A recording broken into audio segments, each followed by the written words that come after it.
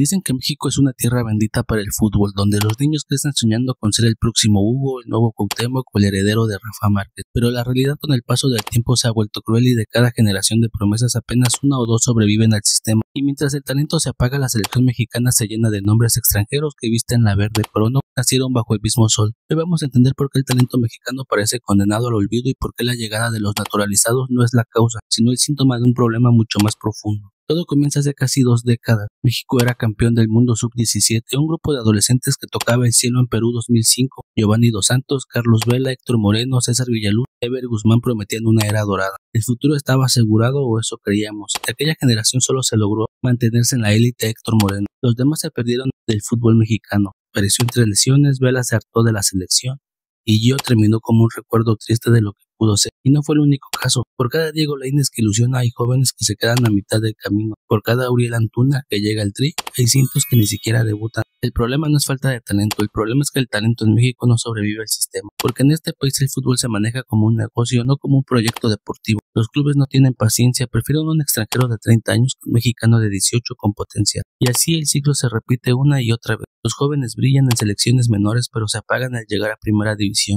Mientras tanto, la Federación Mexicana de Fútbol busca soluciones rápidas, y una de esas soluciones se llama naturalización. Todo comenzó de manera casi simbólica en 2005. Antonio Nelson Ciña se convirtió en el primer naturalizado en marcar un gol con la selección mexicana, y nadie lo criticó. Ciña jugaba con el alma, hablaba español, sentía la camiseta, era parte de nosotros. Pero después, la historia cambió. Llegaron Matías Bozo, Guillermo Franco, Damián Álvarez, Rogelio Funes Mori, Julián Quiñones y con ellos la polémica. ¿Son ellos el reflejo de una selección sin identidad o simplemente profesionales que aprovecharon una oportunidad? Cada convocatoria de un naturalizado despierta el mismo debate. Unos dicen que el Tri necesita gol, experiencia sin importar el pasaporte. Otros aseguran que vestir la camiseta mexicana debería ser un honor reservado a los nacidos aquí. El problema es que esta discusión tapa algo más importante. ¿Por qué necesitamos naturalizados si México produce talento de sobra? Porque la verdad es esa, México sí tiene talento, lo que no tiene es un sistema que lo cuide. Las fuerzas básicas se han convertido en una fábrica de ilusiones rota, los técnicos cambian cada 6 meses y los jóvenes que deberían jugar acaban en la banca porque sus clubes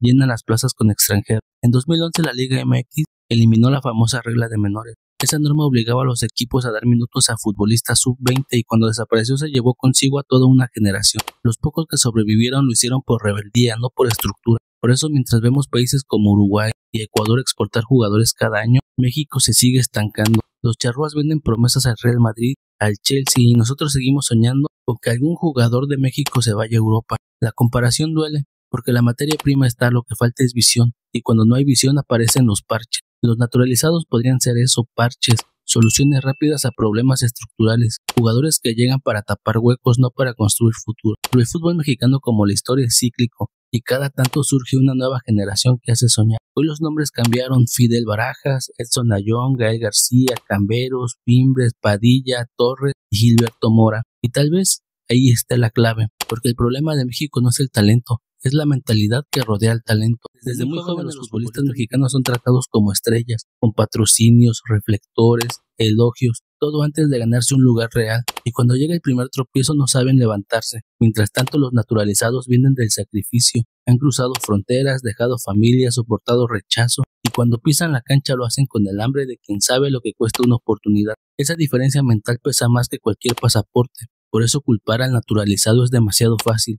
El verdadero enemigo está adentro, un sistema que no premia el esfuerzo, sino el apellido, una liga que prioriza el dinero sobre el desarrollo y una federación que sigue buscando culpables en lugar de soluciones. El resultado está a la vista. México ya no exporta jugadores como antes, que de por sí lo hacía muy poco, y la selección mayor cada vez más envejecida vive de gloria que más bien son fracasos pasados. La paradoja es cruel. Mientras el aficionado rechaza a los naturalizados, los clubes nacionales lo fichan sin pensarlo. El discurso patriota se cae cuando el negocio entra en juego, y así poco a poco el fútbol mexicano pierde su esencia. Pero también hay esperanza. En los últimos años la federación reactivó la regla de menores y fortaleció torneos como la Liga de Expansión. Algunos clubes como Pachuca o Chivas han apostado por fuerzas básicas reales y el regreso de una sub-20 competitiva. Es una señal de que algo podría cambiar. En el Mundial Sub-20 de Chile, México eliminó al anfitrión con una camada joven que jugó con garra y orgullo. Ahí están Camberos, Pimbres y otros nombres que podrían ser el futuro. Una generación que podría no temer a la presión y que carga con la esperanza de millones. Porque al final el fútbol mexicano es eso, una historia de esperanza eterna, Cada fracaso duele, pero también enseña. Cada promesa rota deja una lección. Y cada naturalizado que llega nos recuerda que la camiseta verde no se gana por nacimiento, sino por convicción. México necesita mirar al espejo, no para buscar culpables, sino para reconocerse. Somos un país que ama el fútbol, pero que ha olvidado cómo formar futbolistas. Un país donde la pasión está intacta, pero la estructura está rota, y sin estructura ningún talento sobrevive, porque el talento por sí solo no basta, necesita guía, disciplina, oportunidad.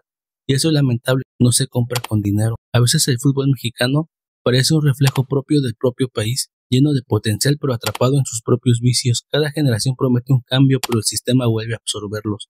Y cuando el ciclo se repite, la frustración crece. Aún así algo permanece, la fe del aficionado. Esa voz que llena estadios, que critica, que exige, que no se rinde. Porque si algo tiene México es pasión, y la pasión cuando se canaliza puede cambiarlo todo. Quizá el día que dejemos de buscar excusas y empecemos a construir desde abajo, el talento mexicano dejará de ser promesa y se convertirá en realidad. El día que un joven del Tri sepa que su lugar se gana en la cancha y no en la nacionalidad de su pasaporte, ese día volveremos a creer.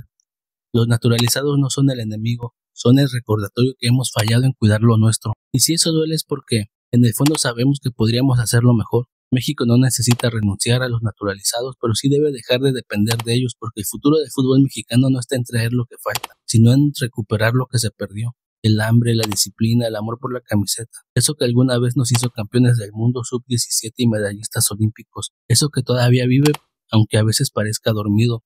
El talento mexicano no está muerto, solo está esperando que alguien vuelva a creer en él. Y cuando eso suceda, cuando el sistema deje de traicionar a sus jóvenes y los clubes vuelvan a confiar en sus canteras, entonces no necesitaremos naturalizados, ni debates, ni excusas. Solo fútbol, porque México tiene todo para ser potencia, solo le falta recordar quién es. Muchas gracias por llegar hasta el final del video, espero que les haya gustado y les agradecería mucho que le dieran a la campanita de suscribir, compartir, además de dejarme en los comentarios su opinión si están a favor o en desacuerdo con que en la selección mexicana haya naturalizados. Muchas gracias por ver el video.